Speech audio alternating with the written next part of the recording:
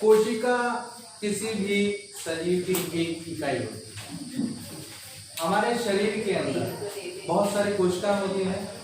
ये कोशिकाओं से ही मिलकर एक शरीर का निर्माण होता है। जो कोशिकाएं किसी शरीर का निर्माण करती है, या तो वनस्पति भी हो सकती है या फिर जीव जगत का कोई जीव भी हो सकता है। अगर हम जीव जगत की बात करें तो जीव जगत में पादप और जंतु दो भागों में इनको बांटा गया है। तो जो पादप कोशिका होती है वो अलग होगी और जंतु कोशिका होगी वो भी अलग होगी। तो मतलब कोशिकाओं को हम दो कैटेगरी में बांट सकते हैं, एक जंतु कोशिका और दूसरी पादप कोशिका। ठीक है। अब अगर ये अलग अलग हैं तो इनकी संरचना भी अलग होगी। जैसे कि मैं यहाँ पे एक पेड़ बनाता हूँ, ठीक है।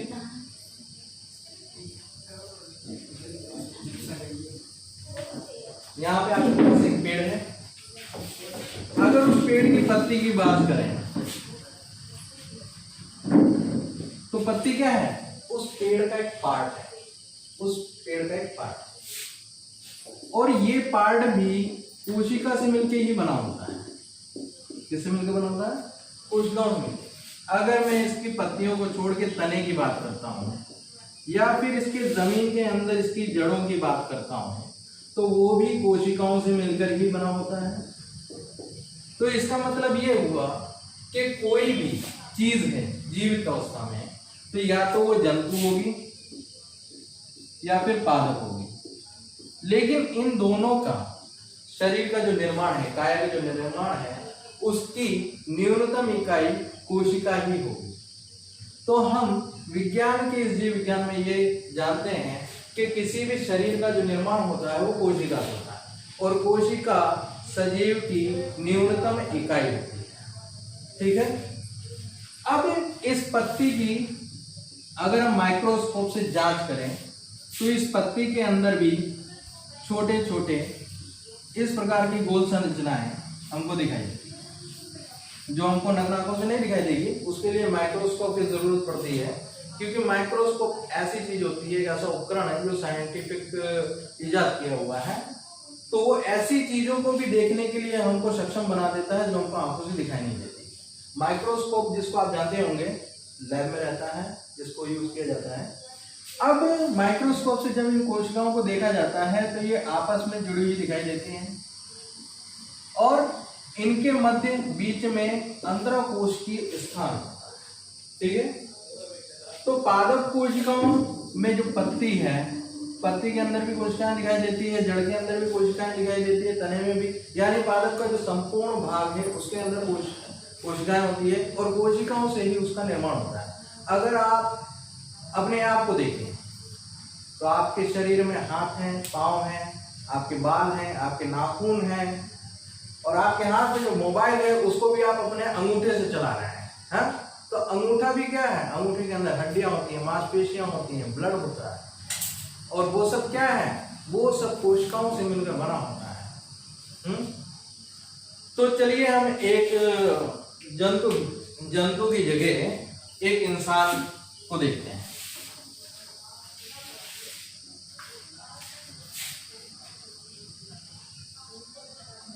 ये एक इंसान का शरीर है।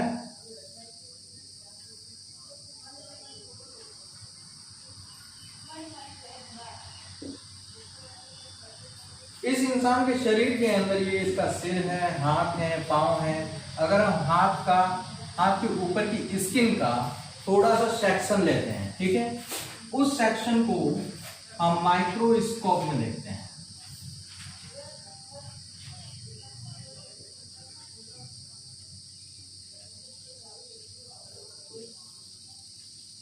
इस तरह का माइक्रोस्कोप होता है। उस सेक्शन को हम यहाँ पे रख के देखते हैं तो उसके अंदर भी हमको कई छोटी छोटी संरचनाएं आपस में जुड़ी हुई दिखाई देती है। चाहे वो हमारे शरीर की स्किन हो या बोन्स हो, हड्डी हो, या हमारे सिर का बाल ही ले लीजिए तो बाल भी कई कोशिकाओं से मिलकर बना होता है। तो इसका मतलब ये हुआ कि मानव शरीर भी कोशिकाओं से मिलकर ही बना होता है। अब हम बात करते हैं कि ये कोशिका आदि कहां है। जब भी प्रकृति के अंदर किसी जीव का जन्म होता है या फिर वो इस प्रकृति पर आता है तो वो सबसे पहले एक कोशिकीय होता है। कोशिकाओं से उसके शरीर का निर्माण होता है।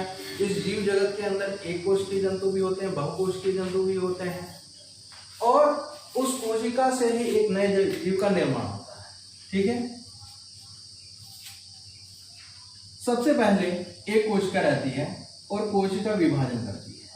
ठीक है, उससे 2 कोशिकाओं का निर्माण होता है, 2 से 4 कोशिकाओं का निर्माण होता है, और फिर 4 से 8 और ऐसे कई प्रकार समसूत्री और सूत्री विभाजन के दौरान कोशिकाएं बनती जाती है और एक नए जीव का निर्माण होता है। ठीक है, अब हम पढ़ते हैं कि कोशिका की संरचना कैसी होती है।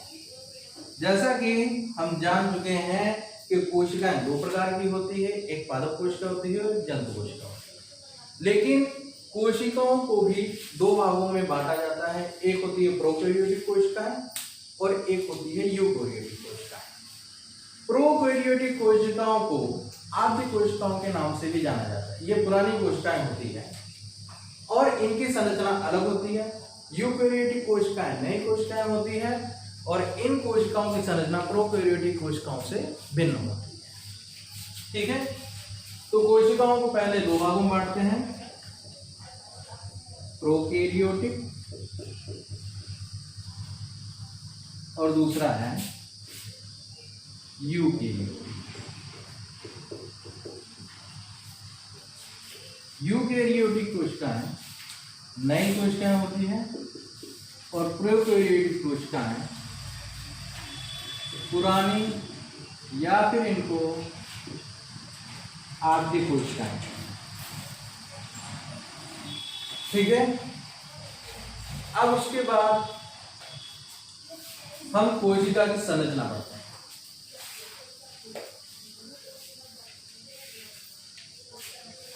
कोशिका का निर्माण एक बाह्य झिल्ली द्वारा बंद आकृति के कारण होता है, जिससे ये चारों तरफ से घिरे रहती है।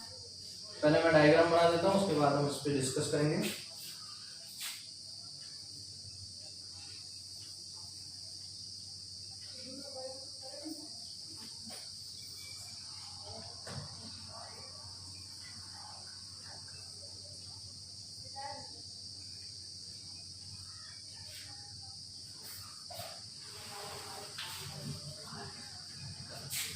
बीच में एक छोटा सा भाग रहेगा, जिसको हम केंद्रक कहते हैं। इसके अंदर केंद्रक द्रव रहता है और बीचों बीच में एक गोल संरचना दिखाई देती है, जिसको हम केंद्रिका कहते हैं। ठीक है, यहाँ से केंद्रक झिल्ली से इस तरह अंगुलियों के समान संरचना बनी रहती है, जो कोशिका झिल्ली तक फैली है।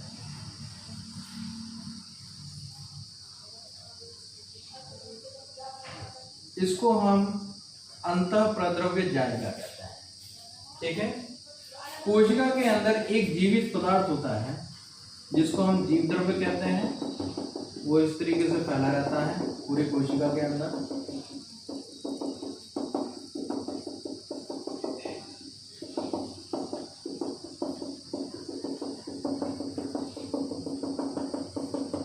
इसमें एक संरचना गोल्गी बॉडी की होती है। वो इस तरीके की लेयर बनाती है। लेयर बनाकर ये इसमें एक स्थान के ऊपर या कोशिका द्रव्य में कई जगहों पर छोटी छोटी इकाइयों के रूप में एकत्रित होकर एक नई संरचना बनाती है। फिर उसके बाद राइबोसोम कण होते हैं, जो कोशिका द्रव्य में इर्द गिर्द फैले रहते हैं।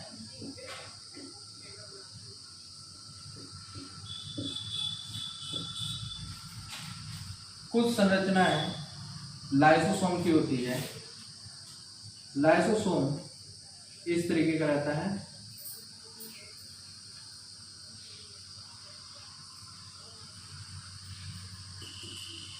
अब जो हमने अंतःप्रद्रव्य जालिका देखी है, ये भी 2 प्रकार की होती है।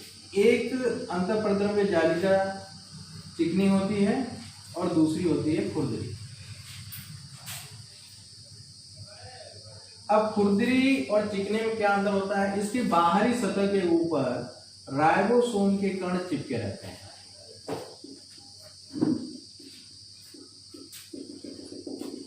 राइबोसोम के कण चिपके रहने से बाहर की तरफ हमको ये खुरदरी दिखाई देती है। वैसे वास्तव में ये चिकनी ही अंतःप्रद्रव्य जालिका है, जिसके ऊपर बाहरी रूप में राइबोसोम के कण चिपके रहते हैं, जिससे हमको एक खुरदरी दिखाई देती है। यह केंद्रक झिल्ली से लेकर कोशिका झिल्ली तक फैले जाती है। ठीक है।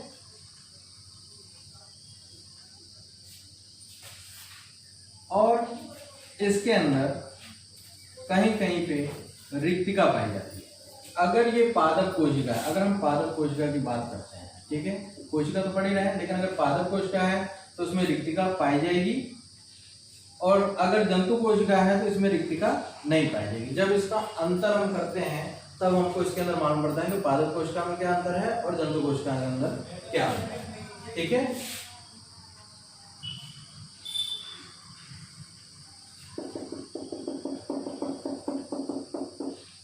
एक इसके अंदर संरचना और होती है जिसको हम माइटोकॉन्ड्रिया कहते हैं।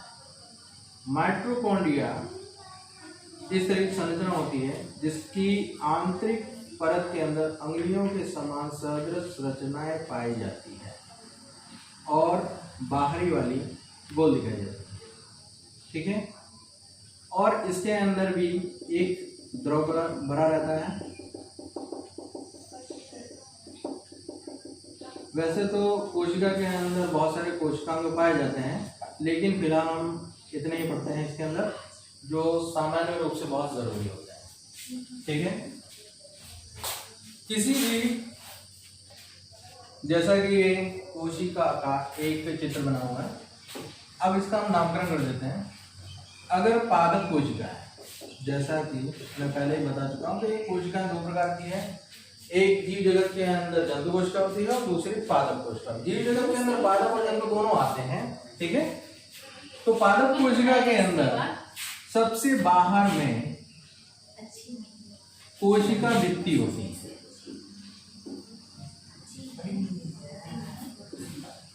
कोशिका भित्ति होती है। ये सेल्यूलोज की बनी होती है और दृढ़ होती है। ठीक है। कोशिका भित्ति के अंदर का जो स्तर होता है, इसको हम कोशिका झिल्ली कहते हैं। ठीक है। कोशिका झिल्ली, जैसे कि प्याज की झिल्ली होती है, पतली और लचीली होती है, उसी तरीके से कोशिका झिल्ली भी लचीली होती है, जिसके अंदर कोशिका द्रव्य इधर उधर जाता रहता है और यहाँ पे एक तनाव विकसित होता है। लेकिन ये तनाव इस कोशिका भित्ति के कारण दबा रहता है। ठीक है। और कोशिका झिल्ली के ऊपर कोशिका भित्ति का दबाव बना रहता है, जिससे ये फटती नहीं। ठीक है। ये वाले राइबोसोम कण है।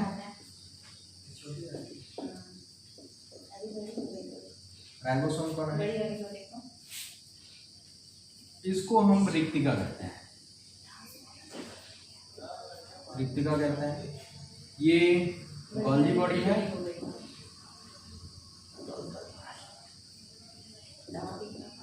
गोल्जी बॉडी या फिर इसको हम गोल्जिका भी कहते हैं। ये लाइसोसोम,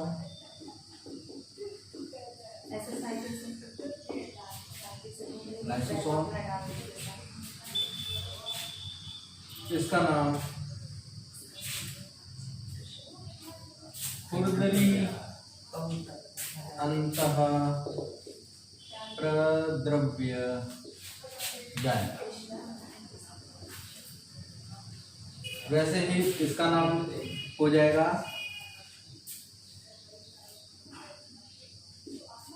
चिकनी अंतः प्रद्रव्य जालिका। ये हमारा माइटोकॉन्ड्रिया है, इसको सीधा इधर रख देते हैं।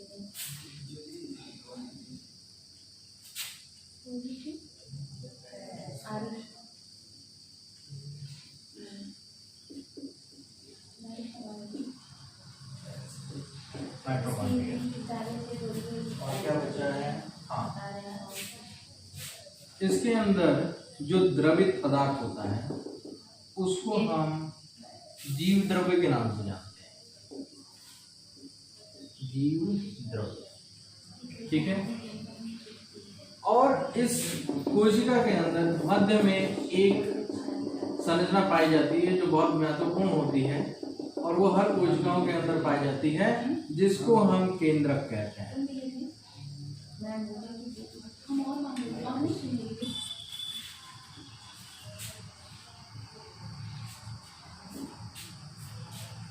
केंद्रक कहते हैं। ठीक है। अब हम बात करते हैं इस कोशिका की।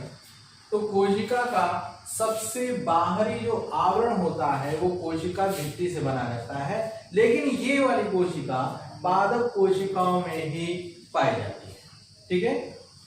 जिसके अंदर कोशिका भित्ति बाहरी तरफ से एक निर्माण बनाती है और एक परत रहती है। ठीक है। उसके बाद पादप कोशिका के अंदर कोशिका भित्ति के बाद वाला भाग कोशिका झिल्ली आता है। ठीक है। कोशिका झिल्ली एक परत का निर्माण करती है चारों तरफ कोशिकाओं के ऊपर, जिससे उसके अंदर उपस्थित कोशिकांग और कोशिका द्रव्य उसी में रहता है। ठीक है। कोशिका द्रव्य के बाद में हम बात करते हैं केंद्रक। ठीक है। केंद्रक कोशिका में उपस्थित एक महत्वपूर्ण कोशिकांग है जो बीचों बीच रहता है और इसकी संरचना भी सेंटर में रहती है। ठीक है। केंद्रक है। और उसके बाद में बहुत सारे इसके कोशिकांग पाए जाते हैं जो एक कोशिका को बनाने के लिए हम देखते हैं कि उसके अंदर उपस्थित होते हैं। ठीक है। और इन्हीं कोशिकांगों से, जीवद्रव्य से और केंद्रक से, और बहुत सारे इसके अंदर जो कोशिकांग है जैसे राइबोसोम है, रेक्टिका है, गोलिका है, लाइसोसोम है। ठीक है। खुरदरी अंतःप्रद्रव्य जालिका, चिकनी अंतःप्रद्रव्य जालिका, ये सब मिलकर एक कोशिका का निर्माण करते हैं। ठीक है। तो ये हमने कोशिका की संरचना के बारे में पढ़ा। ठीक है। बंद